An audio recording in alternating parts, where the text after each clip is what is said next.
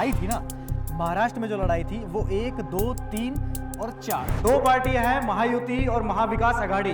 महायुति की तरफ से जो बैटिंग कर रहे हैं और जो कप्तान है वो भारतीय जनता पार्टी है, और एमवीए की तरफ से कप्तान ही तय नहीं हो पा रहा है। तो ये मराठवाड़ा का इलाका, विदर्भ का इलाका यहाँ पर अच्छी खासी अपनी धमक दिखाने में कामयाब रही थी। अगर हम बात करें इधर नॉर्थ महाराष्ट्र की, तो यहाँ भी कई इलाकों में आपको ये भगवा दिखाई दे रहा होगा। यहाँ भी अच्छी खासी संख्या में सीटें लेकर आई थी बीजेपी। मुंबई की 36 सीटें हैं, 36 विधानसभा सीटें हैं, और 36 के 36 विधानसभा में सारे स्टार प्रचारक जो कहते हैं कि नॉन फेस जो है वहां पर फेमस चेहरे हैं, वो सब यहीं से चुनाव पीछे। अब देखिए जो ये लड़ाई थी ना, महाराष्ट्र में जो लड़ाई थी वो 1, 2, 3 और 4, ये 4 लोगों के बीच में थी। अब ये 4 पार्टियां अलग अलग हो गई हैं, यानी कि देवेंद्र फडणवीस, एकनाथ शिंदे और अजित पवार एक साथ आ गए हैं। तो महायुति को वोट देगा, उसके हुक्का पानी बंद कर देना चाहिए कि नवाब मलिक, उसका समर्थन बीजेपी नहीं कर रही है। अजित पवार बीजेपी के साथ है, गठबंधन में है। आइडियोलॉजी की बात करें तो यहाँ दूर दूर तक किसी भी गठबंधन में दिखाई नहीं देते। ये जो इलाका है ना पालघर, ये इलाका याद रखा जाएगा कि महाराष्ट्र में जो साधु गए थे उनको कैसे भीड़ ने मॉब लिंचिंग करके उनकी बाद में हत्या भी हो गई। और बहुत बड़ा वो एरिया है जहां से महाराष्ट्र का अच्छा खासा बजट जो है वो संचालित होने के लिए पैसे आते हैं। जगह 9 लोकसभा सीटें मराठवाड़ा में है, लेकिन उसमें बीजेपी एक भी सीट पाने में कामयाब नहीं रही, और इसका बहुत बड़ा रीजन जो है मराठा आरक्षण को बताया जा रहा है। तो जाहिर सी बात है कि एनसी और 70 सीटों की आपने बात की, तो ये बहुत निर्णायक भूमिका में रहेगी ये इलाका। 70 सीटें वहां पर है। एक और मैं आपको बात बताऊं, ये जो पूरा इलाका आप देख रहे हैं ना इधर, ये पूरा एरिया ये अमरावती और नागपुर से लेकर अमरावती, अकोला, बुलढाना, वाशिम, यवतमाल, वर्धा, नागपुर, कोंढा और चंद्रपुर और गढ़चिरौली। देवेंद्र फडणवीस नागपुर दक्षिणी पश्चिम से बीजेपी के उम्मीदवार हैं, चुनाव लड़ रहे हैं, और देवा भाऊ के नाम से अब फेमस हो गए हैं कि देवा भाऊ जिस तरह से बोला जा रहा है और जम करके हिंदुत्व की आवाज उठा रहे हैं, वो सुपर ओवर में आ जाते हैं। और सुपर ओवर में नाना पटोले ने जोश में एक ऐसा बयान दे दिया जो बीजेपी के फेवर में चला गया। उन्होंने बीजेपी पर आपत्तिजनक शब्दों का इस्तेमाल करा, जिसमें उन्होंने कहा कि बीजेपी को कुत्ता बनाने का टाइम आ गया है। विधानसभा चुनावों का ऐलान हो चुका है और मेरे साथ रचना जी हैं। आज हम बात करेंगे हरियाणा की तरह, जैसे हम हरियाणा में आपके लिए लेके आए थे कि मैप के थ्रू समझे चुनावी समीकरण। आज महाराष्ट्र की बारी है, महाराष्ट्र का चुनावी समीकरण समझेंगे। महाराष्ट्र में इस समय चुनावों का ऐलान हो चुका है। आज जो है चुनाव प्रचार थम जाएगा और इसके बाद 20 तारीख को मतदान होगा और 23 तारीख को नतीजे आएंगे। नतीजे से पहले बात कर लेते हैं महाराष्ट्र में जो क्रिकेट चल रहा है इस समय। 2 पार्टियां हैं, महायुति और महाविकास आघाड़ी। महायुति की तरफ से जो बैटिंग कर रहे हैं और जो कप्तान है वो भारतीय जनता पार्टी है, और एमवीए की तरफ से कप्तान ही तय नहीं हो पा रहा है। सुनिश्चित ही नहीं कर पाए हैं अभी तक कि कप्तान कौन है। लेकिन अगर हम बात करें महायुति की, तो बिल्कुल साफ तौर पर बीजेपी एक बहुत बड़ी पार्टी है। सबसे ज़्यादा 143 सीटों पर बीजेपी जो है महायुति की तरफ से महाराष्ट्र में चुनाव लड़ रही है। और इसके अलावा हम बात करें अजीत पवार की एनसीपी और एकनाथ शिंदे की शिवसेना मैदान में है, और एमवीए की तरफ से शरद चंद्र पवार की पार्टी एनसीपी, और साथ में शिवसेना यूबीटी के साथ जो है समाजवादी पार्टी का भी उन्हें साथ मिला, और कांग्रेस, ये सब कुछ ये सारे इकट्ठे मिलकर लड़ रहे हैं। तो 2 गठबंधन जो हैं हमेशा की तरह एमवीए और महायुति सामने हैं। हालांकि इस बार पार्टियां जो हैं टूट चुकी हैं, एक ही पार्टी के 2 हिस्से हो चुके हैं, और एक नहीं बल्कि 2 पार्टियां हैं। पिछले बार की तुलना में इस बार यहाँ पर इलेक्शन इसलिए बहुत ज़्यादा रोचक होने वाले हैं कि किसे चुनेगी महाराष्ट्र की जनता। 2 शिवसेना हो चुकी है, 2 एनसीपी हो चुकी है। एक तरफ बीजेपी है, एक तरफ कांग्रेस है, और दूसरी तरफ एमएनएस। एमएनएस को नहीं भूल सकते आप कभी भी। बिल्कुल एमएनएस को भूल नहीं सकते। दबदबा है, लेकिन वो वोट में कितना बदलेगा, क्योंकि हम पिछली बार की बात करें तो उनके कोई नंबर्स जो हैं विधानसभा में है नहीं, लोकसभा चुनाव में वो थे नहीं। लेकिन इस बार राज ठाकरे ने जिस तरीके से ऐलान किया कि हम जो हैं साफ तौर पर महायुति बीजेपी के साथ जाएंगे, क्या कोई करिश्मा दिखा पाएंगे, ये बहुत बड़ी बात होगी। और माना ये जा रहा है कि उनके बेटे भी इस बार जो है वो मैदान में है, अमित ठाकरे जो है मैदान में है। क्या कोई चमत्कार हो पाता है? क्या एमएनएस जो चाहती है उसे वहाँ वो मिल पाता है? हालांकि अच्छी खासी सीटों की संख्या है जिसमें मुंबई में वो चुनाव लड़ रही है, लेकिन ये वोटों में कितना तब्दील होती है उसकी लोकप्रियता, ये देखना होगा। क्योंकि राज ठाकरे को जो सुनने जो लोग आते हैं तो वो बहुत बड़ी तादाद में आते हैं, अच्छी खासी भीड़ होती है। बाला साहेब ठाकरे की झलक कहते हैं कि उनमें दिखाई देती है, जो मिसिंग है उद्धव ठाकरे। अब 2019 के मैप से हम समझते हैं कि जो 2019 का विधानसभा का जो मैप है वो आपके सामने है और ये देखिए जहां जहां आपको ये भगवा भगवा कलर दिखाई दे रहा है, यहाँ पर बीजेपी चुनाव जीत चुकी थी और बीजेपी चुनाव यहाँ पर जीती थी। लेकिन एक चीज और बतानी होगी, बीजेपी उस समय जो साझा शिवसेना थी उसके साथ मिलकर के चुनाव लड़ी थी, तब जाकर के 56 सीटें आई थी। 105 सीटें बीजेपी की थी और 56 सीटें शिवसेना की थी। तो कायदे से देखा जाए तो बीजेपी राज्य में 2019 में सबसे बड़ी पार्टी थी। हाँ, उस वक्त बीजेपी 2019 की बात करें तो ये मराठवाड़ा का इलाका, विदर्भ का इलाका, यहाँ पर अच्छी खासी अपनी धमक दिखाने में कामयाब रही थी। अगर हम बात करें इधर नॉर्थ महाराष्ट्र की, तो यहाँ भी कई इलाकों में आपको ये भगवा दिखाई दे रहा होगा, यहाँ भी अच्छी खासी संख्या में सीटें लेकर आई थी बीजेपी।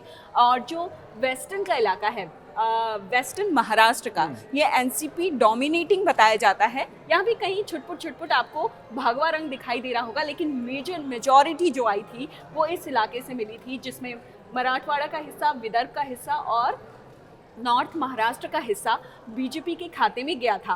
और अगर हम बात करें आप जैसे शिवसेना, जो उस वक्त एक साथ थी, दो हिस्सों में नहीं थी, 2019 में मुंबई, कोंकण और थाने का ये पूरा पिंक वाला एरिया जो आपको दिखाई दे रहा है, यहाँ पर शिवसेना का कब्जा हुआ था। स्टार्ट करते हैं हम यहाँ से स्टार्ट करते हैं। तो एक बार यहाँ का हमारे दर्शकों को बताइए कि ये जो इलाका है, ये विशेषकर देखिए इसमें सारी पार्टियां हैं, शिवसेना की एक सीट यहाँ पर दिखाई दे रही है, लेकिन ये जो इलाका है पूरा एक तरह से भगवा भी है और कांग्रेस भी है, एनसीपी भी है, मतलब तीनों मेजर पार्टीज इस इलाके में हैं। हाँ, लेकिन यहाँ पर फिर भी आप देखेंगे ये 2019 की बात कर रहे हैं, 2019 में ये विदर्भ और मराठवाड़ा का इलाका है। यहाँ पर सबसे बड़ा मुद्दा किसानों की आत्महत्या से जुड़ा हुआ है। खेती किसानी का ये पूरा एरिया माना जाता है। हर साल काफ़ी ज़्यादा सूखे की वजह से आप समाचार पत्रों में भी देखते होंगे, पढ़ते होंगे टीवी चैनल्स में कि विदर्भ में, मराठवाड़ा में इतनी ज़्यादा खुदकुशी जो किसान करते हैं उसकी खबरें आती हैं। तो ये मराठवाड़ा और विदर्भ का ये हिस्सा है। विदर्भ हमेशा से डोमिनेटिंग माना जाता रहा है बीजेपी और कांग्रेस। यहाँ पर तभी आप हल्का सा स्काई ब्लू कलर देख रहे होंगे, ये जो है कांग्रेस, ये विदर्भ की बात करें हम, तो यहाँ पर अगर बीजेपी के अलावा ये जो लाइट ब्लू है वो आईएनसी यानी इंडियन नेशनल कांग्रेस का हिस्सा है। और यहाँ पर छुटपुट एकाध कहीं सीटें, 1, 2, इधर थोड़ा सा आप देख सकते हैं 3, ये सीटें जो हैं एनसीपी के खाते में गई थी। लेकिन इस पूरे एरिया को माना जाता है कि ये बीजेपी और कांग्रेस डोमिनेटिंग है। ये विदर्भ इस इलाके की आप बात कर रहे हैं तो ये विशेषकर जो इलाका है ये किसानों से जुड़ा हुआ है, खेती बाड़ी यहाँ पर होती है। हाँ जी। तो जैसे कि महाराष्ट्र में बताया गया कि सबसे ज्यादा जो आत्महत्या जहाँ पर होती है, महाराष्ट्र नंबर 1 पर है। मतलब महाराष्ट्र में भारत के सबसे ज्यादा किसान जो है वो आत्महत्या करते हैं। और एक और बात है दीपक, यहाँ पर वो हम अपने अगले मैप में से लोगों को समझाने की कोशिश करेंगे। ये हमने विदर्भ की बात की है, मराठवाड़ा पीछे नहीं है। अगर मराठवाड़ा में इस बार आपको मराठा आरक्षण का मुद्दा देखने को मिलेगा, जिसकी आग में जलता रहा है मराठवाड़ा। 9 सीटें लोकसभा इलेक्शन में वहाँ पर जो थी उसमें एमवीए जो है उसने बाजी मार ली और एमवीए को मिला वहाँ पर मेजॉरिटी। लेकिन एक सीट मिली एकनाथ शिंदे की शिवसेना को, बीजेपी खाता नहीं खोल पाई। अच्छा, ये तो जबकि नाराजगी है, अगर आप मराठवाड़ा ये पूरा एरिया जो है विदर्भ से सटा हुआ, ये पूरा एरिया जो ये है, पूरा इलाका है, ये पूरा इलाका इधर विदर्भ का हिस्सा है। ये पूरा इलाका आप मराठवाड़ा का जोड़ सकते हैं जो कि विदर्भ से सटा हुआ।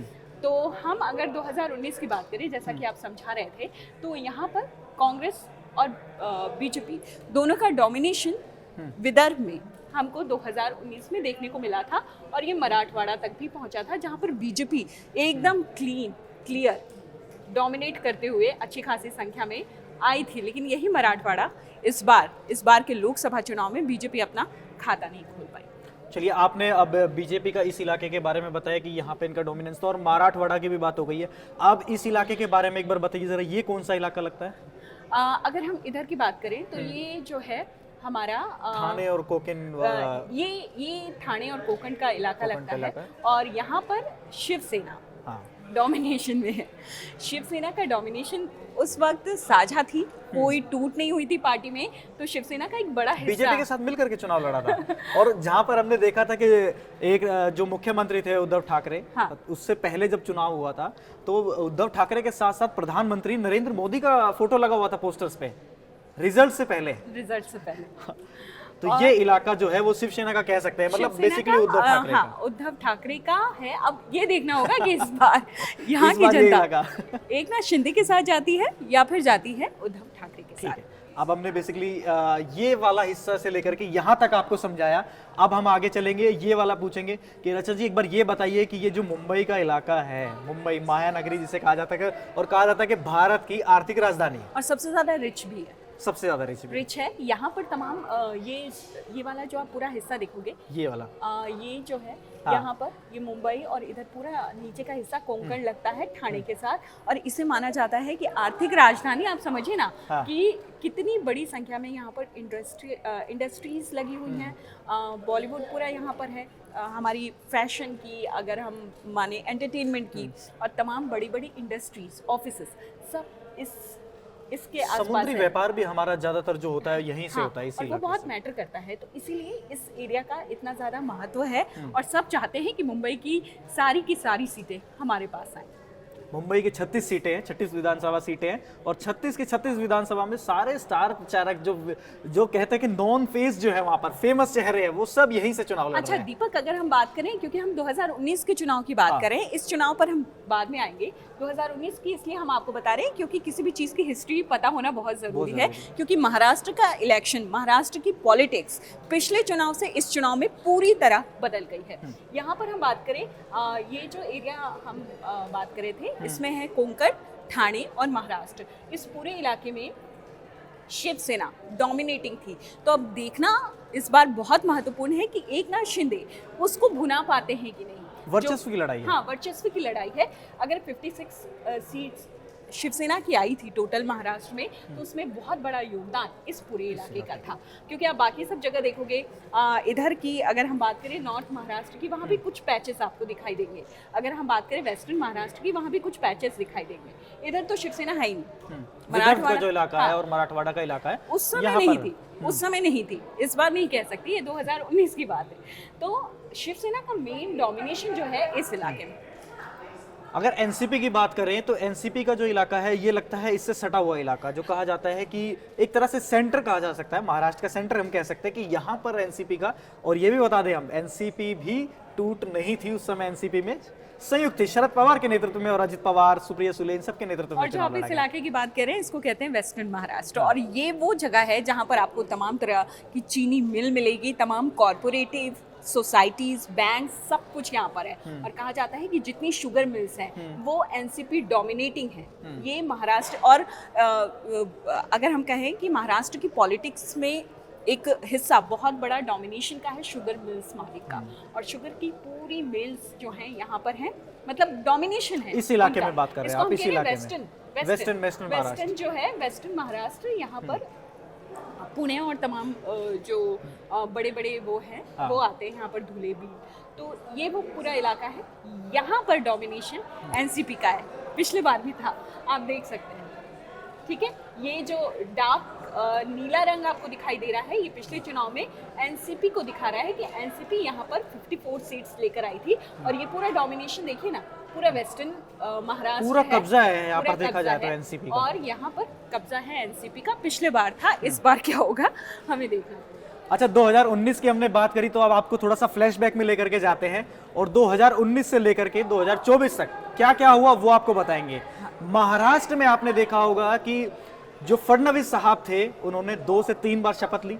सबसे पहले वो वाला दिन याद करिए जब शरद पवार से अलग होकर के अजित पवार गए और सुबह सुबह देवेंद्र फडणवीस के साथ शपथ ली।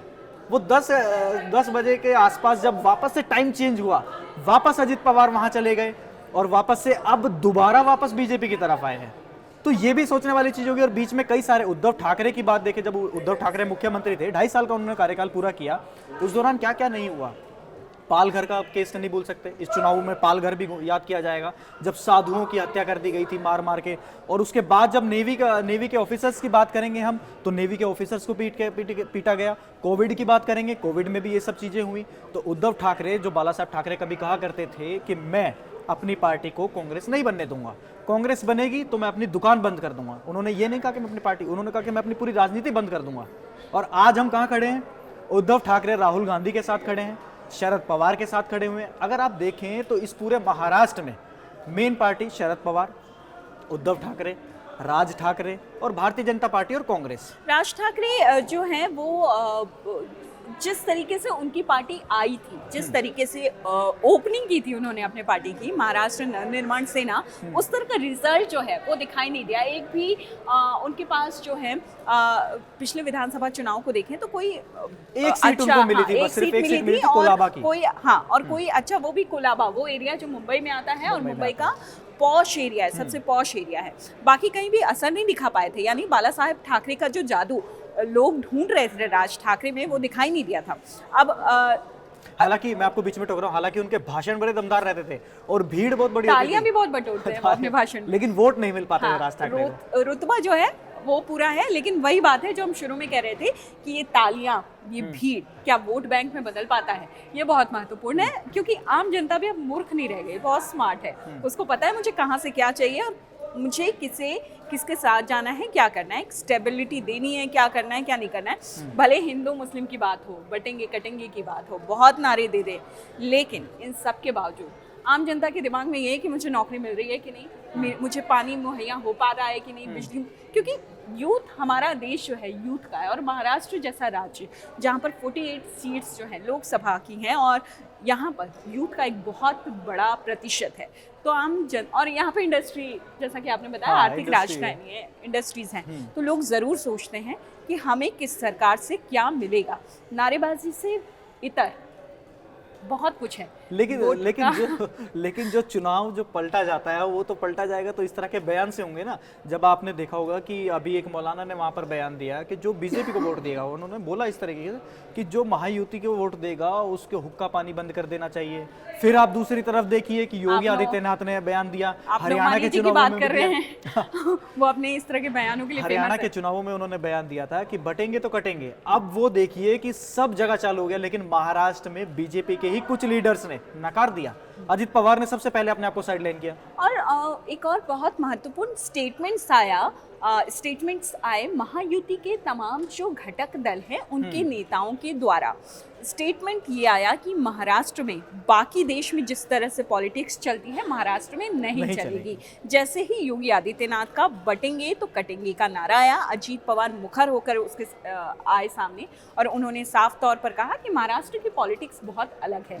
अब वो एनसीपी एक बहुत महत्वपूर्ण घटक दल महायुति का, बीजेपी तो है ही, तो सबने, एकनाथ शिंदे ने भी इसका, जो उनकी पार्टी जो है शिवसेना, उन्होंने भी इस नारे को बहुत पॉजिटिव वे में नहीं लिया, विरोध ही किया, किनारे कर लिया उन सारी चीज़ों से।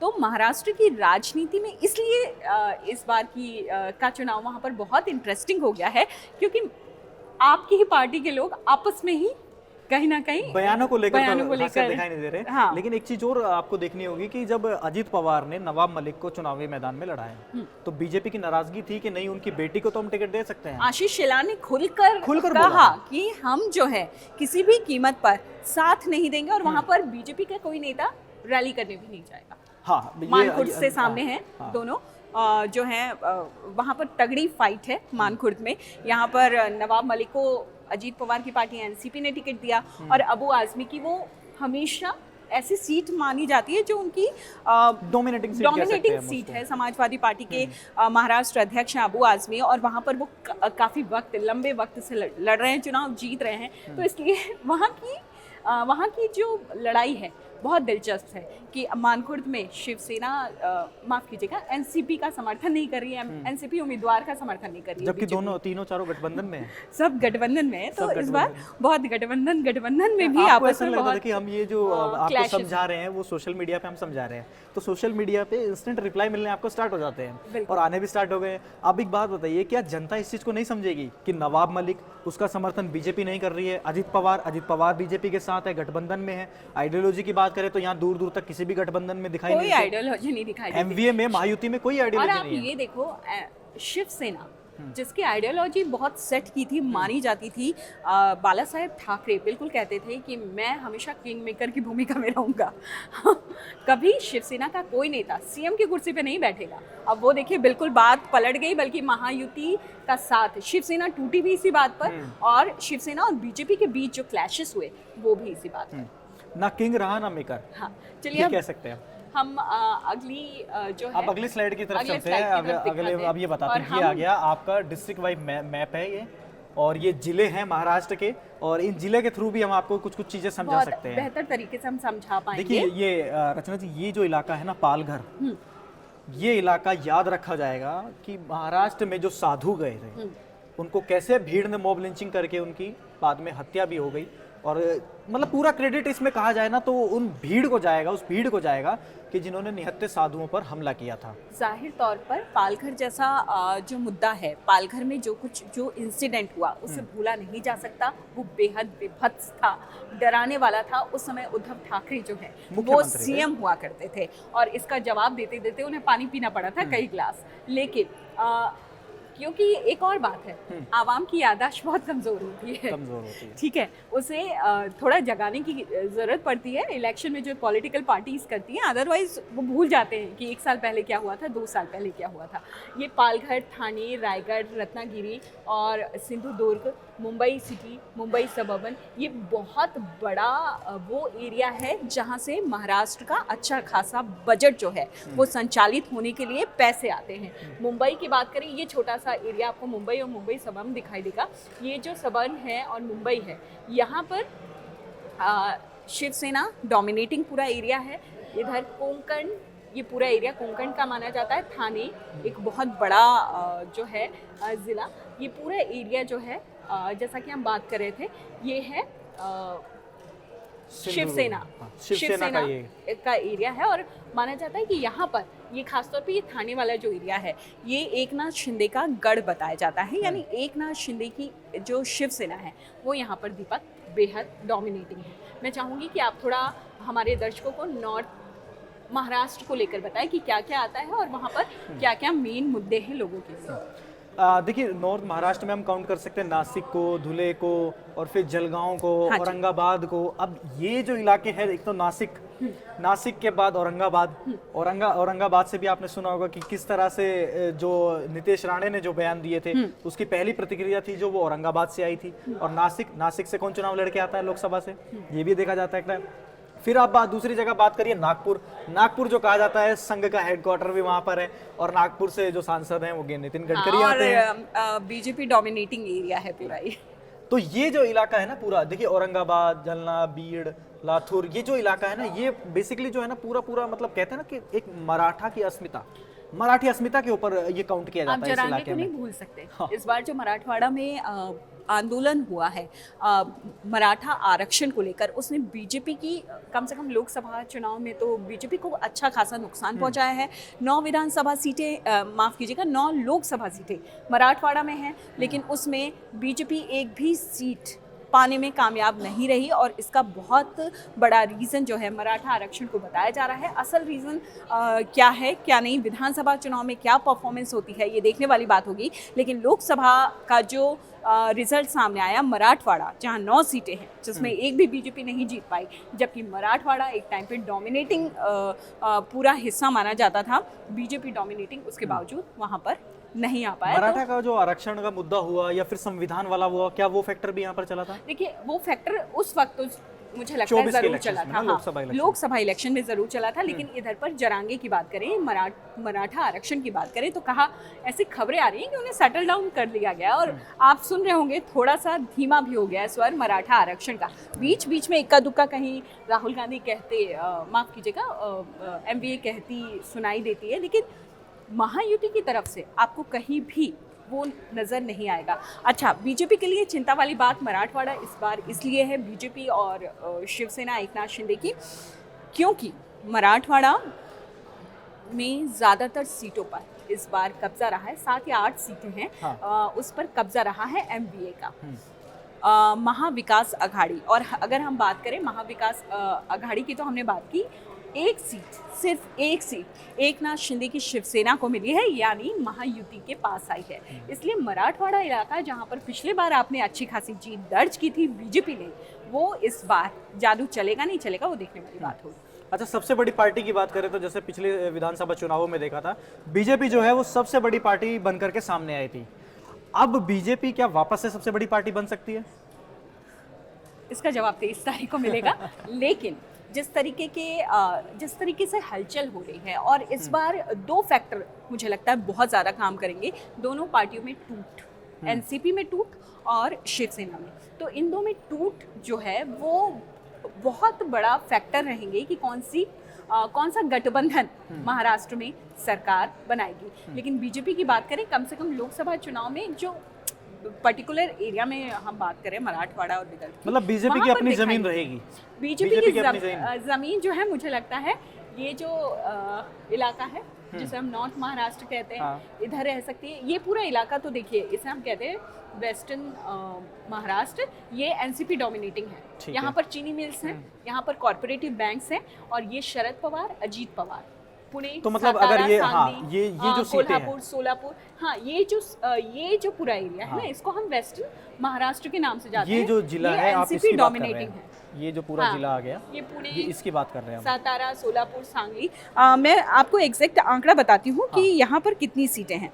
वेस्टर्न महाराष्ट्र की बात करें तो इस पूरे इलाके में कुल 70 सीटें हैं। आप समझिए, सबसे ज्यादा विधानसभा की 70 सीटें यहाँ पर हैं, और ये है एनसीपी डोमिनेटिंग। चाहे वो अजीत पवार की एनसीपी हो, चाहे वो शरद चंद्र पवार की एनसीपी हो, तो कौन ज्यादा डोमिनेटिंग हो सकता है? इस बार लड़ाई मुझे लग रहा है इस हिस्से में वहां पर चलेगी। तो जैसे कि अभी लोकसभा चुनावों में देखा कि अजित पवार इतना कुछ अच्छा खासा परफॉर्मेंस तो दे नहीं पाए, तो जाहिर सी बात है कि एनसी और 70 सीटों की आपने बात की, तो ये बहुत निर्णायक भूमिका में रहेगी ये इलाका। 70 सीटें वहां पर है। एक और मैं आपको बात बताऊं, ये जो पूरा इलाका आप देख रहे हैं ना इधर, ये पूरा एरिया, ये अमरावती और नागपुर से लेकर अमरावती, अकोला, बुल्ढाना, वाशिम, यवतमाल, वर्धा, नागपुर, गोंडा और चंद्रपुर और गढ़चिरौली, ये पूरा इलाका जो विदर्भ और इधर पे आता है। इसके अलावा इधर हिंगोली, परभणी, बीड़, नांदेड़, लातूर, ये मराठवाड़ा का जो ये पूरा एरिया है, विदर्भ का जो ये पूरा एरिया है, इन इलाकों में बीजेपी जहाँ पर अच्छी पकड़ रखती थी, इस बार वो पकड़ लोकसभा चुनाव में नहीं दिखाई दी। और यहाँ पर हम बात करें मराठवाड़ा की, तो वहाँ पर 46 सीट्स है, और विदर्भ की बात करें तो विदर्भ में दीपक मेरे ख्याल से 62 सीटें हैं। तो ये 62 सीटें, इधर 70 का तो हिसाब किताब हो गया, इधर 62 और 46 सीट्स जो मराठवाड़ा और विदर्भ में, यहाँ से लेकर के ये जो इलाका है यहाँ तक, ये पूरा ये पूरा इलाका यहाँ से लेके यहाँ तक है, तो ये निर्णायक भूमिका में रहेगा। मराठवाड़ा और विदर्भ, जिसने यहाँ पर झंडा गाड़ा वो सीएम कुर्सी तक जा सकता है। हाँ, अगर इन दोनों हिस्सों को मिला दे, अदरवाइज तो ये जो वेस्टर्न महाराष्ट्र का हिस्सा है वो तो एनसीपी डोमिनेटिंग है। जैसे कि रचना मैम ने बताया कि ये जो हिस्सा था वो मुंबई का था, जहाँ पर बड़ी बड़ी इंडस्ट्रीज हैं, जहाँ पर शुगर मिल की भी बात की, और फिर इधर से हमने देखा तो किसानों का यही जो इलाका था। फिर यहाँ की जो बात की, धुलेगांव, जलगांव की बात की, जितनी भी बातें की, उम्मीद है आपको समझ में आया होगा। अब आपको दिखाते हैं कि महाराष्ट्र के चुनावों में सबसे ज्यादा जो लोग हैं और जो फेमस लोग हैं, जो फेमस पॉलिटिशियंस हैं, उनकी बात करते हैं। सबसे पहले देवेंद्र फडणवीस नागपुर दक्षिणी पश्चिम से बीजेपी के उम्मीदवार हैं, चुनाव लड़ रहे हैं, और देवा भाऊ के नाम से अब फेमस हो गए हैं कि देवा भाऊ जिस तरह से बोला जा रहा है, और जम करके हिंदुत्व की आवाज उठा रहे हैं। एकनाथ शिंदे, जिन्होंने शिवसेना के दो फाड़ होने के बाद से अलग शिवसेना बनाई, और ये भी चुनावी मैदान में हैं, कोपरी से चुनाव लड़ रहे हैं। अजीत पवार बारामती एनसीपी से। अब देखिए, जो ये लड़ाई थी ना महाराष्ट्र में, जो लड़ाई थी वो 1, 2, 3 और 4, ये 4 लोगों के बीच में थी। अब ये 4 पार्टियां अलग अलग हो गई हैं, यानी कि देवेंद्र फडणवीस, एकनाथ शिंदे और अजित पवार एक साथ आ गए हैं। दूसरी तरफ शरद पवार हैं, और फिर उधर से देखा जाए तो उद्धव ठाकरे हैं, फिर कांग्रेस भी है, और कुछ हद तक समाजवादी पार्टी भी है। ठीक है, इस सीट पर फाइट बहुत तगड़ी मानी जा रही है, और आदित्य ठाकरे को इस तरीके से पोर्ट्रे किया जाने लगा कि कहीं कहीं से खबरें उड़ती आई कि ये सीएम का चेहरा हो सकते हैं। और इंडिया टीवी से बातचीत में जब सवाल पूछा गया उद्धव ठाकरे से इसे लेकर कि कुछ लोग पोर्ट्रे कर रहे हैं आदित्य ठाकरे को सीएम फेस के तौर पर कि हो सकते हैं, उन्होंने बहुत अच्छा जवाब दिया था। उन्होंने कहा था कुछ चीज़ें जो है, एग्जैक्ट उनकी लाइंस तो मुझे याद नहीं है, लेकिन उनका कहने का मतलब था एक्सपीरियंस मैटर्स, एक्सपीरियंस बहुत ज़्यादा महत्वपूर्ण है। कहीं ना कहीं डिनाई कर रहे थे वो, डिनाई कर दिया उन्होंने, अलग तरीके से डिनाई किया, लेकिन राजनीति में कुर्सी सबको प्यारी होती है। हाँ। अब इसके आगे चलते हैं। देखिए, मिलिंद देवड़ा की आपने बात करी, तो ये वर्ली वाली सीट है मिलिंद देवड़ा और आदित्य ठाकरे की है। बहुत जबरदस्त फाइट है। दोनों के बीच में जो फाइट होगी वो शिवसैनिक की होगी। असली शिवसैनिक किसकी तरफ जाएगा? क्योंकि वही शिवसैनिक जो इनकी तरफ है और जो इनकी तरफ है, वो वही शिवसैनिक है जो बाला साहब के मार्गदर्शन पे चल रहा है, जो उनकी आइडियोलॉजी पे चल रहा है। तो ये बहुत फाइट होने वाली है, और देखने लायक होगी वर्ली सीट पर कौन शिवसैनिक जीतेगा। जो जीता वही क्लेम करेगा कि शिवसेना हमारी है। अब आगे चलते हैं। चंद्रशेखर हैं जो कामठी से बीजेपी के चुनाव लड़ रहे हैं। संजय निरुपम पार्टी बदल कर आए हैं, शिवसेना की तरफ आए हैं। एक तरफ प्रधानमंत्री नरेंद्र मोदी की जम के आलोचना करते थे, अब उसी गठबंधन में खड़े हुए हैं। छगन भुजबल, जरा इनके बारे में आप बताइए। छगन भुजबल एक वक्त शरद पवार के साथ इनकी तस्वीरें आती थी, शरद पवार के साथ मंच पर दिखाई देते थे, मीटिंग्स में दिखाई देते थे, लेकिन जो अब शरद पवार के साथ नहीं, अजीत पवार के साथ हैं, छगन भुजबल काफ़ी मंझे हुए नेता माने जाते हैं। इनका अपना एक वोट बैंक है, अपना एक बेस है। और येवला जहाँ से ये चुनाव लड़ रहे हैं, आपको वक्त वक्त पर इनके सुर अभी भी शरद पवार के खिलाफ सुनाई देते होंगे। अजीत पवार के साथ हैं फिलहाल, येवला से मैदान में हैं। सुधीर मुनगंटीवार बीजेपी के बहुत बड़े नेता, बहुत बड़ा चेहरा, बल्लारपुर से चुनावी मैदान में हैं। गिरीश महाजन ये जो है बीजेपी से हैं और जामनगर सीट से चुनाव लड़ रहे हैं। और उसके बाद भी अगर कई और विधानसभा सीटों की बात करेंगे तो वहां पर भी हमने देखा है कि मैम किस तरह से महाराष्ट्र की, जैसे कि ये इंडिया टीवी की वेबसाइट है, इसमें महाराष्ट्र से जुड़ी तमाम बड़ी खबरें आपको देखने को मिलेंगी। और ये जो हैं वो दिग्गज चेहरे हैं। यहाँ पर ये भी बताया जाएगा कि कौन कौन महाराष्ट्र के चुनाव में बैटिंग कर रहा है, बॉलिंग कर रहा है या फील्डिंग कर रहा है। लेकिन मैं चाहूंगी आप अगले कुछ बड़े चेहरों के बारे में हमारे दर्शकों को बताएं कि कौन कहाँ से खड़ा है, किसे कहाँ से टिकट दिया गया। सुनील राउत से स्टार्ट करते हैं। सुनील राउत जो विक्रोली से यूबीटी के उम्मीदवार हैं, वो चुनाव लड़ रहे हैं। चंद्रकांत पाटिल चुनाव लड़ रहे हैं बीजेपी की तरफ से, और ये बाला साहेब थोराट चुनाव लड़ रहे हैं, कांग्रेस के चेहरे पर चुनाव लड़ रहे हैं। और नाना पटोले महाराष्ट्र कांग्रेस के अध्यक्ष साकोली से चुनाव लड़ रहे हैं। नाना पटोले ने रह करके बीच में कई सारे बयान भी दिए, और इन पर आरोप जो लगता था वो ये लगाया जाता था, इन्हीं के घटक दल आरोप लगाते थे कि भाई कुछ भी फैसला लेना होता है कांग्रेस को तो दिल्ली जाना पड़ता है, हमारे फैसले महाराष्ट्र में ही हो जाते हैं। महाराष्ट्र में लोकसभा चुनाव के दौरान भी बहुत ज़्यादा महाराष्ट्र कांग्रेस में उथल पुथल देखने को मिली है। उनके बड़े चेहरे तो उनसे टूट ही गए। अगर हम बात करें पृथ्वीराज चौहान की, अशोक चौहान की, अशोक चौहान ने अभी बटेंगे तो कटेंगे का जो नारा बीजेपी ने दिया, जो कि अब खुद उसी पार्टी का हिस्सा है, उसका बहुत खुले तौर पर उन्होंने विरोध भी किया था। तो बहुत ज़्यादा कश्मकश, बहुत ज़्यादा रस्साकशी, और उनके खुद के नेता कांग्रेस के वो नाराज। देखिए विवादित बोल भी अब लगने स्टार्ट हो गए हैं। जैसे जैसे चुनाव आखिरी फेज में जाता है, अब जैसे 20 तारीख को वोटिंग होनी है, तो 10 तारीख के बाद से जो नेता हैं, जो अपने कहते हैं ना कि एक सुपर ओवर, वो सुपर ओवर में आ जाते हैं। और सुपर ओवर में नाना पटोले ने जोश में एक ऐसा बयान दे दिया जो बीजेपी के फेवर में चला गया। उन्होंने बीजेपी पर आपत्तिजनक शब्दों का इस्तेमाल करा, जिसमें उन्होंने कहा कि बीजेपी को कुत्ता बनाने का टाइम आ गया है। सीनियर लीडर हैं, भाषा की मर्यादा भूल गए, जिसका नुकसान इनको चुनावों में हो सकता है। पृथ्वीराज चौहान नाराज थे, अपनी खुद की पार्टी से नाराज थे लोकसभा चुनाव के दौरान।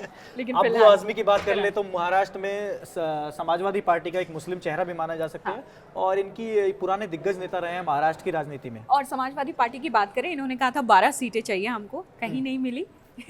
बाद में इन्होंने ये भी कहा कि ज्यादा मांगने सीटें 5-6 मिलने के लिए ज्यादा सीटें बोलना पड़ता है। अच्छा, एक चीज मैं आपसे समझना चाहूंगा, मानकुर शिवाजी नगर से ही नवाब मलिक चुनाव लड़ रहे हैं। हाँ जी, ये देखिए, ये आमने सामने है, तो दो मुस्लिम चेहरे आमने सामने, यही तो। और यहाँ पर बीजेपी का कोई बड़ा लीडर भी नहीं जा रहा है। यही राजनीति है कि यहाँ पर दो बड़े चेहरे, दोनों मुस्लिम नेता आमने सामने हैं।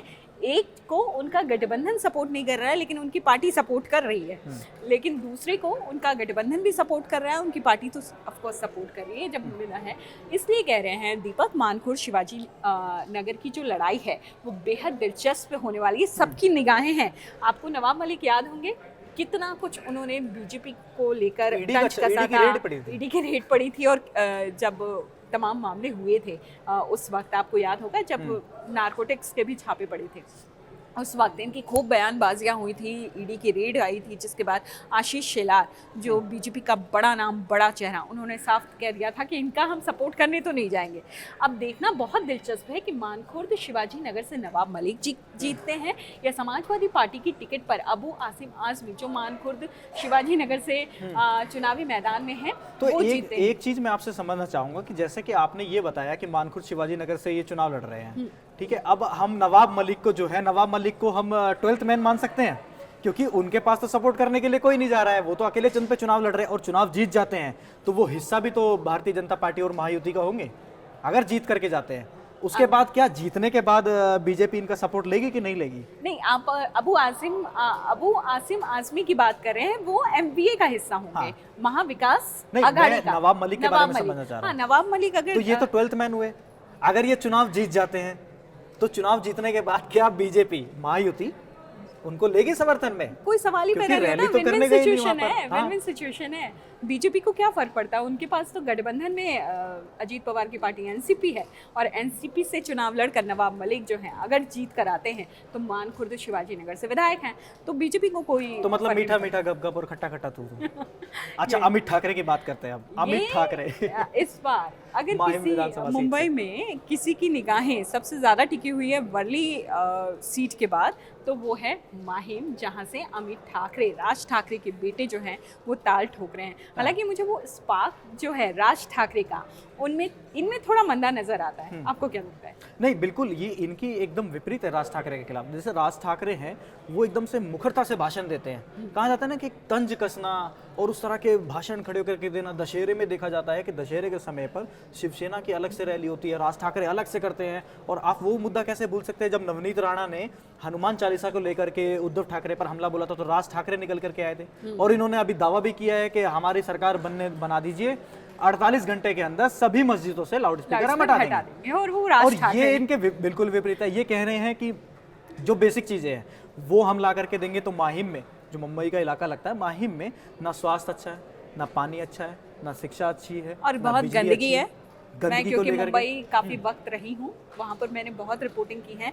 माहिम का वो इलाका जहाँ पर आपको जाने के लिए मुझे तो थोड़ा सोचना, माहिम दरगाह बहुत प्रसिद्ध है लेकिन बहुत गंदगी से भरी पड़ी है। तो वहाँ पर ये सब छोटे छोटे सड़कें, ये सब वो मुद्दे हैं दीपक जो आम जनता से जुड़े हैं, जिनसे निजात पाना चाहती है आम जनता। तो बहुत बड़ा मुद्दा वहाँ पर बनेगा नहीं बनेगा ये देखने वाली बात होगी। लेकिन अमित ठाकरे मैदान में है माहिम से, वर्ली से आदित्य ठाकरे ठाकरे परिवार के दो युवा रत्न जो है राजनीति में है और डिसाइड करेंगे कि क्या इनका जो वर्चस्व है वो चलता रहेगा अब या बाला साहेब करियर- ठाकरे के जो वंशज हैं करियर उनका किसका करियर ब्राइट होगा, ब्राइट होगा वो देखना होगा। राजनीति में। और इसमें तो इन्होंने कहा था कि मैं तो खुश हूं कि मेरे पापा मेरे नाम पर वोट नहीं मांग रहे हैं। उन्होंने साफ कहा कि मैं राज ठाकरे का बेटा हूं इसलिए वोट मत दीजिए, मैं माहिम के बीच विधानसभा के बीच में रहा हूं और वहां पला बड़ा हूं इसलिए मुझे वोट कीजिए। तो ये अमित ठाकरे हैं, तो ये देखना भी बहुत जरूरी होगा। अमित ठाकरे और आदित्य ठाकरे दोनों में से क्या दोनों ही जीत के जाते हैं या दोनों हार जाते हैं या दोनों में से कोई एक जीतता है?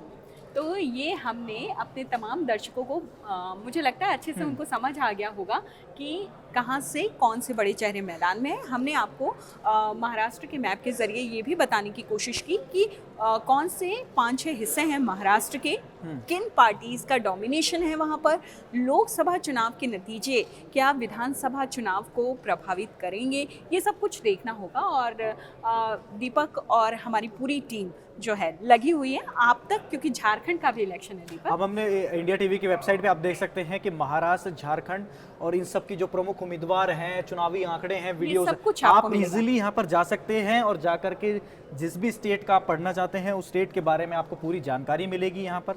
और हम जो हैं आपको छोटी छोटी अपडेट्स लगातार देते रहेंगे। तो अगर महाराष्ट्र विधानसभा चुनाव, झारखंड विधानसभा चुनाव, इससे संबंधित किसी भी खबर की दरकार है, आपको कुछ भी जानना चाहते हैं, हमारी वेबसाइट पर आइए, बहुत ही क्लियर तरीके से सब कुछ यहाँ पर मिलेगा। और टाइम टू टाइम हमारी टीम हर छोटी बड़ी जानकारी आप तक पहुँचाती रहेगी। तो महाराष्ट्र की राजनीति से जुड़ी तमाम बड़ी खबरें आपने देखी यहाँ पर, और कमेंट सेक्शन में कमेंट करके ज़रूर बताइएगा कि हमारा जो मैप के थ्रू समझाने का तरीका है क्या आपको समझ में आया। और अगली जो वीडियो लेकर के आएंगे वो अगली वीडियो झारखंड और उत्तर प्रदेश के बाई इलेक्शंस की लेकर के आएंगे। हाँ, और मैं ये भी अपने दर्शकों को दीपक, अपने दर्शकों से इल्तिजा करना चाहती हूँ कि कमेंट के जरिए आप अपनी राय भी हमें ज़रूर बताइए। आपको क्या लगता है कि इस बार महाराष्ट्र में या झारखंड में किसकी सरकार बनेगी, कौन सत्ता में आएगा? और शिवसेना की बात करें, एनसीपी की बात करें, तो इनकी टूट का फायदा इनके कौन से गुट को होगा? शिवसेना की बात करें, उद्धव ठाकरे यूबीटी गुट को होगा या एकनाथ शिंदे की शिवसेना को होगा? एनसीपी की बात करें तो एनसीपी शरद चंद्र पवार की पार्टी को होगा या फिर अजीत पवार एनसीपी को होगा? तो महाराष्ट्र की राजनीति से जुड़ी तमाम बड़ी खबरों के लिए आप देखते रहिए इंडिया टीवी। अगली वीडियो में फिर हम वापस आएंगे। नमस्कार।